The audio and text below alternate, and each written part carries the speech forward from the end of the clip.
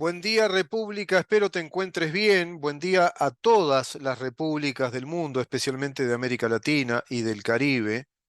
Esa América Latina y del Caribe que está bajo el gran proyecto continental del Foro de San Pablo para convertir todo nuestro continente latinoamericano y caribeño en el gran socialismo comunista para una vez más en la historia, y en este caso de modo retardado históricamente, retardado intelectualmente y retardado emocionalmente, bueno, volver al exitoso fracaso de hacer de nuestros países, de nuestros recursos naturales, de los recursos humanos que tenemos, hacer de eso, bueno, el fracaso de una sociedad que iguala la pobreza, que iguala la falta de creatividad, que iguala la falta de talentos, que iguala la mediocridad, para hacer eso, para hacer sociedades de un socialismo hacia el comunismo, sometidos todos a un régimen totalitario que no nos va a dejar pensar, perdón, otras cosas.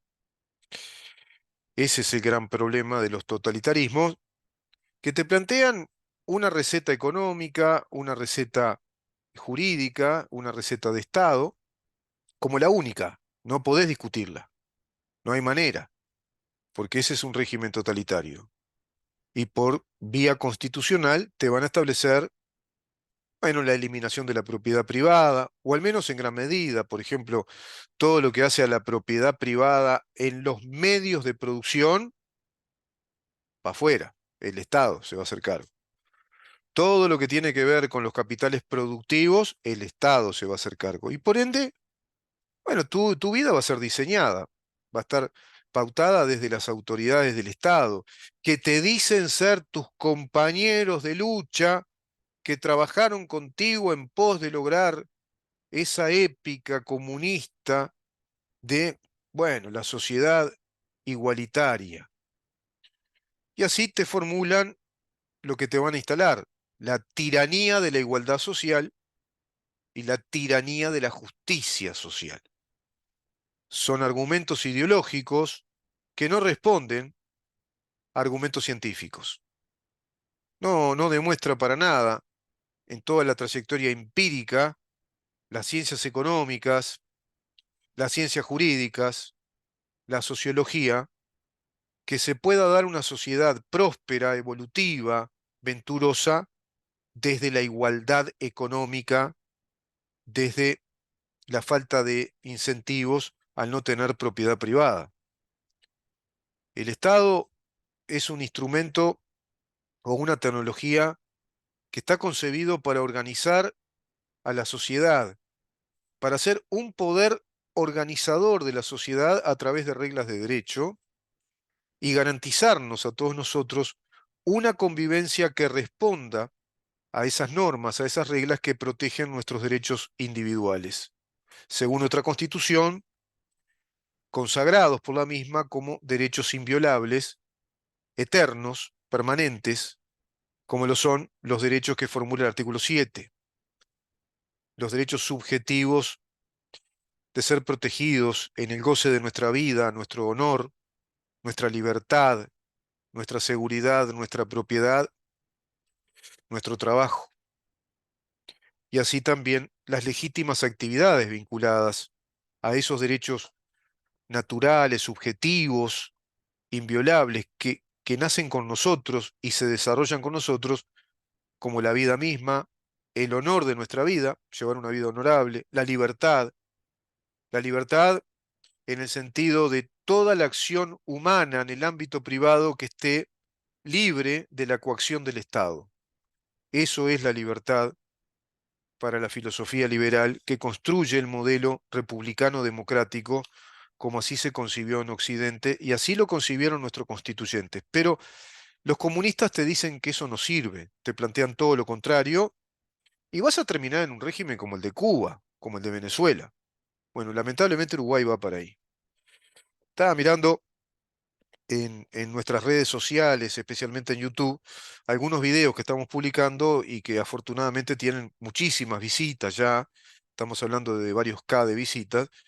Y me decía recién un amigo Che, está caldeada la cosa, ¿eh? La interacción, los comentarios están caldeados. Y bueno, ahora en invierno vale la pena. En todo caso, que me digan la estufa del invierno, ¿no? Rubén Muyano puede ser la estufa del invierno, es decir, calienta los ánimos. Bueno, les doy calor en este frío invierno, frío húmedo, que así me tiene a mí también, con mucho resfrío. Y vaya que yo cada vez que me resfrío, el resfrío es mucho, por supuesto. Y bueno, levantamos el ánimo, la gente opina, supone, presupone. Hay poco pensamiento, eso sí.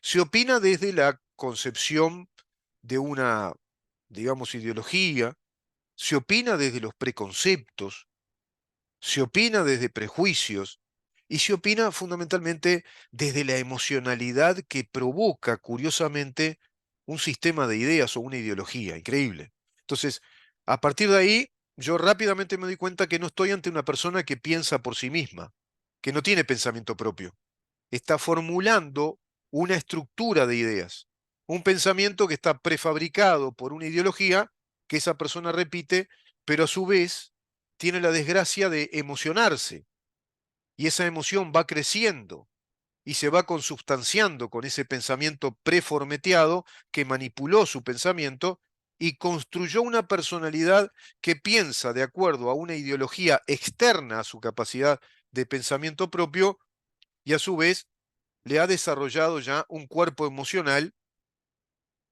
que involucra y que compromete a su destino personal, a su único destino personal.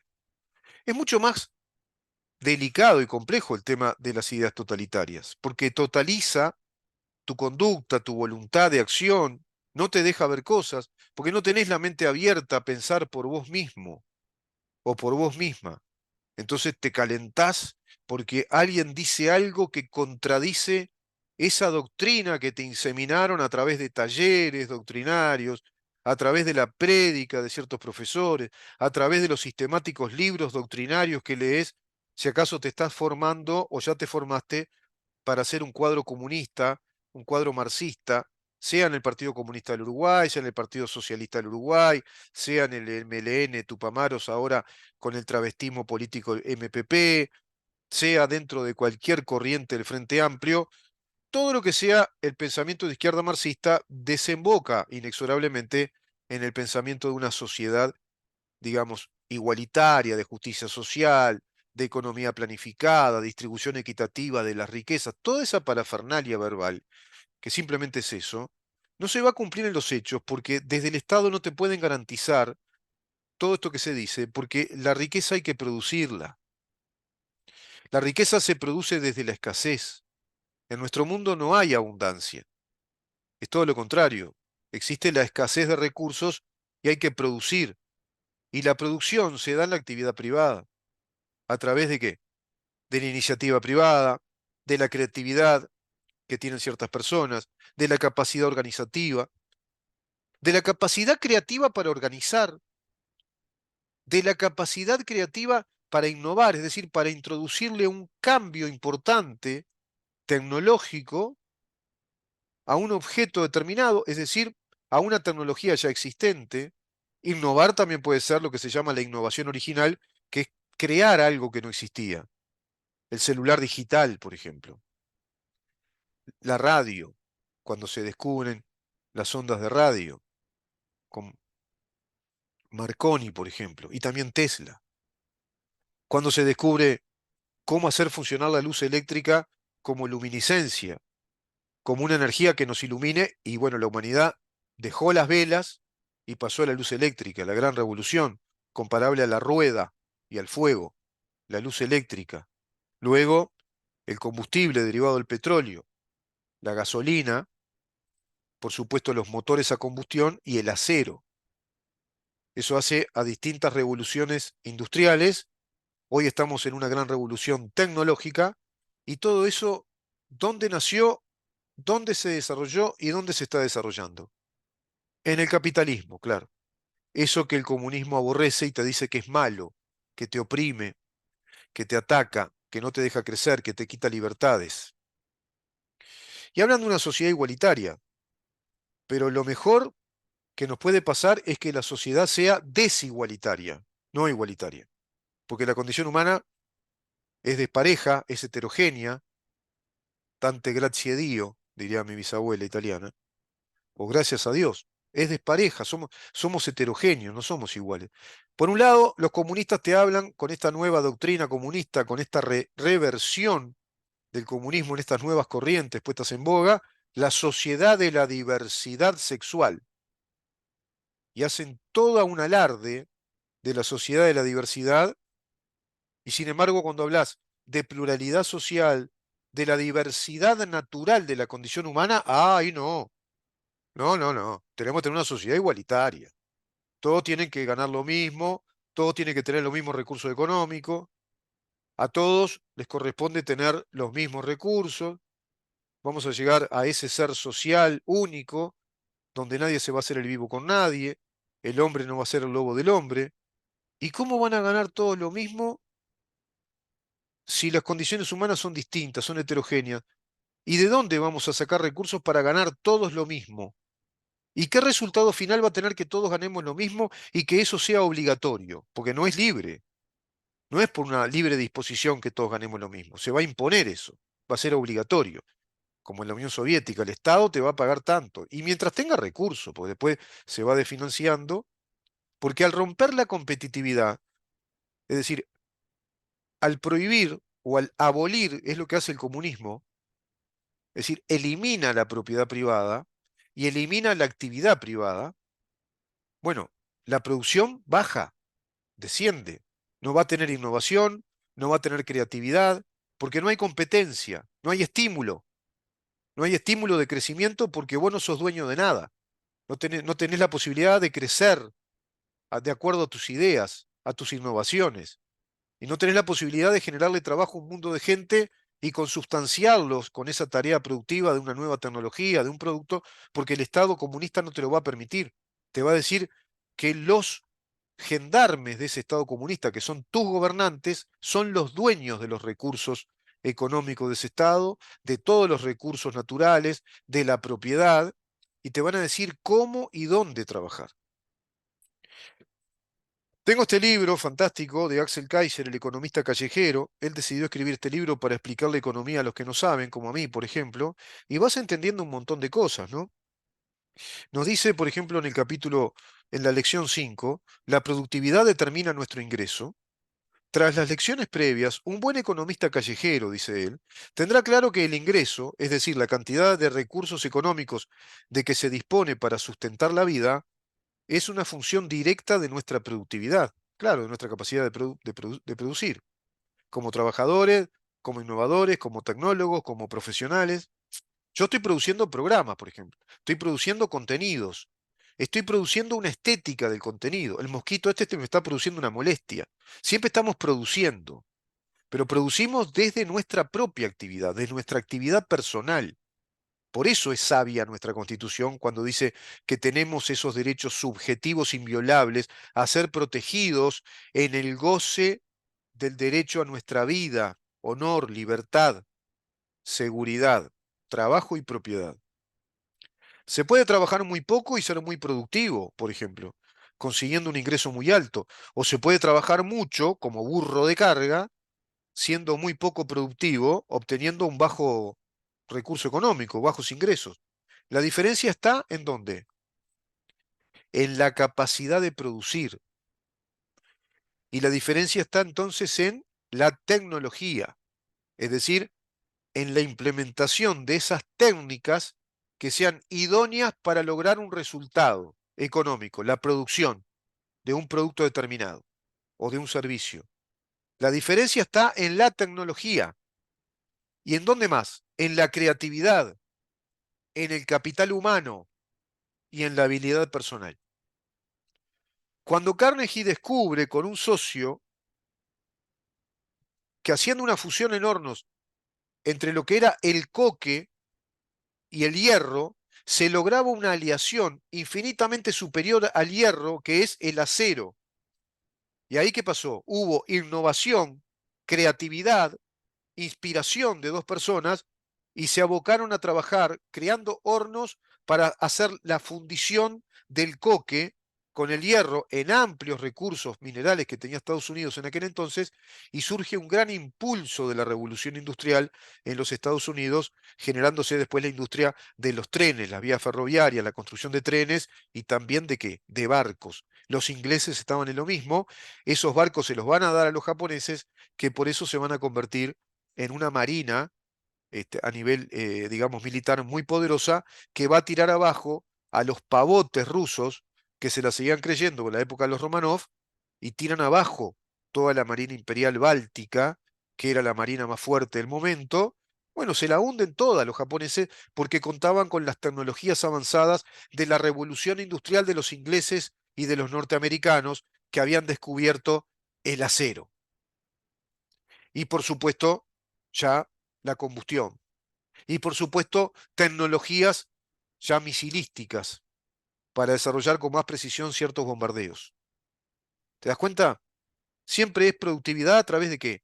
Del conocimiento, la capacidad creativa, innovación, el ímpetu personal, y entonces ahí te lanzás a crear, a innovar, y alguien se va a estimular a competir, porque la naturaleza humana es naturalmente creativa, innovadora y de afán competitivo, pero vas a competir si vos tenés propiedad, si vos sabés que vas a crecer en tu propiedad. Ahora, si el Estado te dice, vos no sos dueño de nada, vos no sos dueña de nada, vos vas a trabajar acá donde yo te digo. ¿Y a quién le va a importar producir? Es lo que pasa con los funcionarios públicos. ¿Quién le va a importar ser creativo, innovar, ponerse la camiseta en una empresa del Estado si están para cumplir las 6 horas? Ah, ahora son 6 horas además, ¿viste? Que ahora acá se trabaja 6 horas en vez de 8. Pero a muchos se les paga 8 horas para trabajar 6. Claro, después el resultado, y sí, se funden las empresas, ¿viste? Y fíjate que no dan las cuentas. Vos tenés cientos de empleados como Fábrica Nacional de Cervezas, la planta en Minas, y tenés que pagarle 8 horas, pero para que te trabajen 6, con una producción de 6 horas, ¿qué vas a hacer?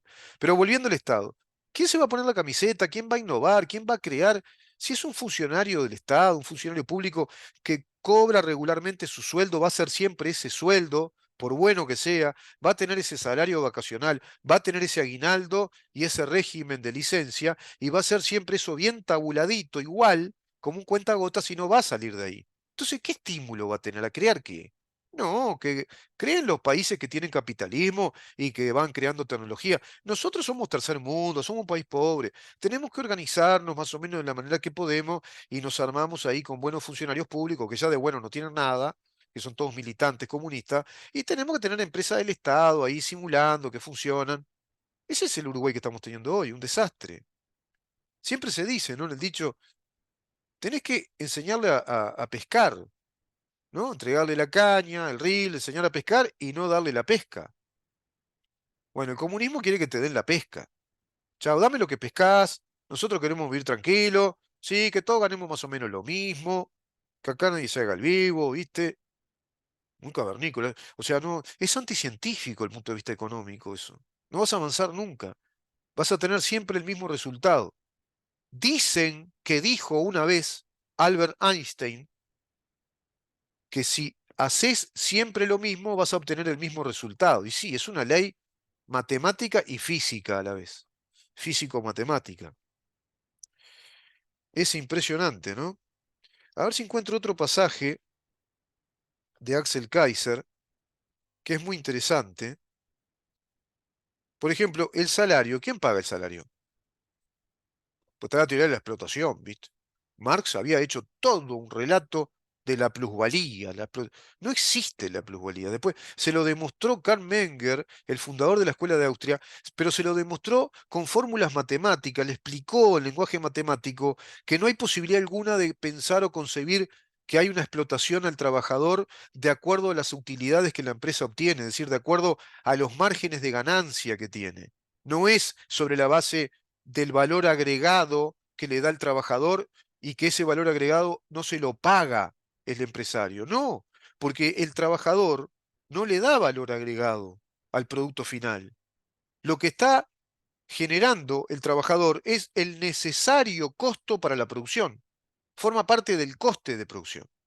Así como si vos pones una fábrica y bueno, tenés el costo de tener que comprar un terreno, Si ya está el edificio hecho, bueno, mejorarlo, refaccionarlo o hacer el edificio, la planta industrial, capaz que más de una planta industrial, comprar la maquinaria, disponer esa maquinaria de tal manera, mantenimiento de la maquinaria, instalación de luz, de agua, pagarle el salario a todos los trabajadores que van a estar en la planta fabril. Después va a tener que tener tus oficinas, porque eso hay que administrarlo. Entonces ahí tenés el personal administrativo, tenés, digamos, la división jurídica, los juristas que te dicen las cosas que puedes hacer, las que no, el departamento contable, tenés que llevar las cuentas, tenés que hacer las declaraciones juradas ante los organismos fiscales del Estado, etcétera, etcétera. Entonces, ¿todo eso qué son? Costos. Estás gastando, pero estás invirtiendo para llegar al producto final porque compraste una empresa y te estás dedicando a hacer refresco. O compraste una empresa y te estás dedicando a hacer zapatos, todo tipo de zapatos, para hombres y mujeres. O para hacer autos. Entonces tenés que tener, bueno, infraestructura, la maquinaria, la instalación de esa maquinaria, las plantas fabriles, después toda la planta de tus oficinas, todo tu personal administrativo, los que te hacen marketing, los que te asesoran en la publicidad, en el marketing, relaciones públicas, relaciones sociales de la empresa, todo un complejo mundo a organizar a través de capitales propios de un conjunto de socios o de accionistas o de un propietario. Bárbaro. Y tenés que ganar. Bueno, eso que te da ganancia es lo que permite que se haga sustentable esa empresa y se hace sustentable ¿qué además? Y la fuente de trabajo. Entonces, a medida que esa utilidad marginal crece, no se reduce, o sea, el margen de ganancia tiene un cierto crecimiento o se estabiliza, esa empresa funciona. Ahora, si vas perdiendo utilidad, si vas perdiendo rentabilidad, bueno, esa empresa no se hace sustentable. ¿Y qué es ahí la mano de obra? Es costo. Forma parte de los costos para la producción. No hay ningún valor agregado, no existe la plusvalía. Bueno, las teorías de la explotación fallan por todos lados, dice Kaiser, al no entender que la fuente del valor en toda economía está en la mente en primer lugar. Al tipo que se le ocurrió esto. Un día les voy a explicar cómo se hace un lápiz.